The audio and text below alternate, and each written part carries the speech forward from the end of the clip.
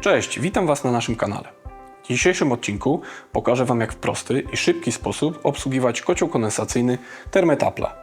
Zobaczycie, że to naprawdę nic skomplikowanego i nie wymaga specjalistycznej wiedzy ani doświadczenia. Wystarczy chwila, by przekonać się, że obsługa kotła jest łatwiejsza niż mogłoby się wydawać. Zapraszam.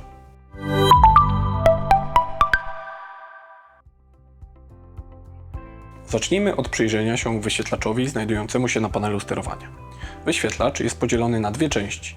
Po prawej stronie znajdują się ikony dotyczące centralnego ogrzewania, po lewej stronie prezentowane są symbole odnoszące się do ciepłej wody użytkowej.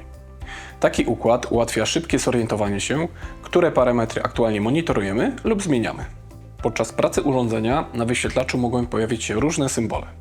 Symbol płomienia, który informuje o aktualnej pracy palnika. Płomień po lewej stronie oznacza, że kocioł pracuje w trybie przygotowania ciepłej wody użytkowej, natomiast płomień po prawej stronie sygnalizuje pracę w trybie centralnego ogrzewania. Symbol klucza – sygnalizacja sytuacji awaryjnych. Reset, czyli wyłączenie kotła z blokadą, oznacza, że kocioł wykrył błąd, który może wpływać na jego pracę. W takiej sytuacji urządzenie automatycznie przerywa pracę, aby zapobiec uszkodzeniu. Aby ponownie uruchomić kocioł, konieczne jest wykonanie resetu, ale dopiero po ustaleniu lub usunięciu przyczyny blokady. Migający symbol grzejnika informuje o chwilowym wstrzymaniu ogrzewania. Dzieje się tak, gdy temperatura wody grzewczej przekroczy ustawioną wartość o poziom histerezy, domyślnie o 5 stopni Celsjusza. W tym czasie schładza się wymiennik ciepła spaliny woda. Standardowo trwa to około 3 minuty, po czym urządzenie automatycznie wznowi ogrzewanie. Warto zaznaczyć, że jest to normalne działanie kotła i nie oznacza żadnej awarii. W kotle Thermet-Appla dostępne są 3 tryby pracy sterownika. Czuwanie, lato oraz zima. Każdy z nich jest sygnalizowany na wyświetlaczu odpowiednią ikoną. Symbol włącz-wyłącz oznacza, że kocioł pracuje w trybie czuwania. W tym trybie urządzenie nie grzeje, ale nadal aktywnych jest kilka ważnych funkcji ochronnych. Funkcja antyzamarzaniowa. Kocioł uruchamia się, gdy temperatura wody spadnie poniżej 8 stopni Celsjusza i grzeje ją do momentu osiągnięcia 20 stopni, aby zapobiec zamarzaniu. Zabezpieczenie przed zablokowaniem pompy obiegowej i zaworu trójdrogowego. Elementy te uruchamiają się okresowo, aby zachować sprawność.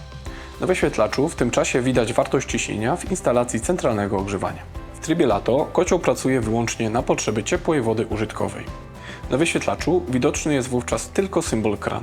W trybie zima urządzenie obsługuje zarówno podgrzewanie ciepłej wody użytkowej, jak i centralne ogrzewanie.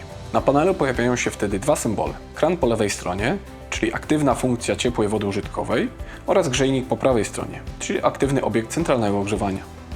Gdy kończy się sezon grzewczy i ogrzewanie nie jest już potrzebne, warto przełączyć kocioł z trybu zimowego na letni. W obu przypadkach zmiana trybu odbywa się w ten sam sposób, poprzez przytrzymanie przycisku z ikoną grzejnika. Aby zmienić wartość temperatury centralnego ogrzewania, należy przycisnąć przycisk z symbolem grzejnika.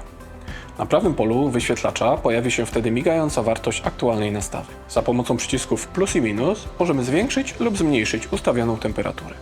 W przypadku ciepłej wody użytkowej krótkie naciśnięcie przycisku plus lub minus uruchamia tryb zmiany nastawy ciepłej wody użytkowej. Na lewym polu wyświetlacza zaczyna migać wartość aktualnej nastawy temperatury. Za pomocą przycisków plus i minus można ją zwiększać lub zmniejszać. Funkcja ciepłej wody użytkowej jest dostępna zarówno w trybie lato, jak i zima, a jej działanie ma priorytet względem funkcji centralnego ogrzewania. Nastaw temperatury ciepłej wody użytkowej oraz centralnego ogrzewania nie można zmieniać, gdy sterownik znajduje się w trybie czuwanie, w trybie serwisowym, w funkcji antylegionella lub w stanie blokady awaryjnej. Jeśli kocioł pracuje w trybie pogodowym, czyli ma podłączony czujnik temperatury zewnętrznej, a na wyświetlaczu pojawia się symbol wykresu, to sterownik dobiera temperaturę wody grzewczej, uzależniając ją m.in. od temperatury zewnętrznej oraz współczynnika nachylenia krzywej grzewczej. Wykres krzywej grzewczej dostępny jest w instrukcji obsługi kotła. Za pomocą przycisków K1 i K2 możemy dostosować nachylenie krzywej grzewczej. Zamiast temperatury na wyświetlaczu pojawia się wartość parametru KT, np. 5.2. Ten parametr nie ma symbolu stopni Celsjusza, ponieważ nie jest to temperatura, tylko wartość nachylenia krzywej.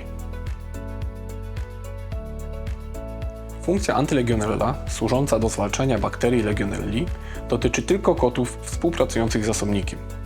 Może być ona realizowana w trybie automatycznym lub ręcznym. W trybie auto kocioł załącza się co 168 godzin do pracy z zasobnikiem i podgrzewa wodę do 65 stopni Celsjusza. Jeżeli funkcja antylegionella nie pracuje w trybie automatycznym, użytkownik może ręcznie zainicjować jednorazowy cykl podgrzania zasobnika do 65 stopni Celsjusza w dowolnym czasie. Na wyświetlaczu może pojawić się również symbol PO, który oznacza, że kocioł przeprowadza proces odpowietrzania. W tym czasie urządzenie automatycznie wspomaga odpowietrzanie układu grzewczego. Symbol ten może pojawić się m.in. po zaniku zasilania, kiedy kocioł ponownie uruchamia się i wraca do normalnej pracy. Aby podłączyć regulator temperatury pomieszczenia lub czujnik temperatury zewnętrznej, należy skorzystać z odpowiednich złączy wyprowadzonych z panelu sterowania kotła. Każde z nich pełni konkretną funkcję. RT jest to wejście do podłączenia standardowego regulatora temperatury pomieszczeń. OT jest to złącze przeznaczone dla regulatorów komunikujących się w protokole OpenTerm. Outdoor Sensor, czyli wejście na czujnik temperatury zewnętrznej, wykorzystywany w pracy pogodowej. Tank Timer jest to złącze zegara pracy zasobnika. Dotyczy wyłącznie kotłów jednofunkcyjnych. Tank Sensor to jest wejście czujnika temperatury zasobnika, również tylko w wersji jednofunkcyjnej. Natomiast LIN jest to port komunikacyjny do podłączenia modułu Comfort.